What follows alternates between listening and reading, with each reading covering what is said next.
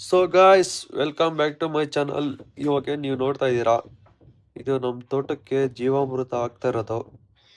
ಅದನ್ನು full mixture ಮಾಡಿ ಈ ಡ್ರಮ್ಮಲ್ಲಿ ಹಾಕ್ಕೊಂಡು ಮತ್ತೆ ಎತ್ಕೊ ಹೋಗಿ ಗಿಡದ ಬುಡಗೆ ಅಂದರೆ ಈ ಥರ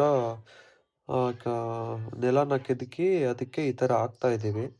ನೋಡ್ಬೋದು ಯಾವ ಥರ ಇದೆ ಅಂತ. ಮತ್ತೆ ಗಾಯ್ಸ್ ನೆಕ್ಸ್ಟ್ ನಿಮಗೆ ಒಂದು ಬೋನ್ಸಾಯಿ ಪ್ಲ್ಯಾಂಟ್ ತೋರಿಸ್ತೇನೆ.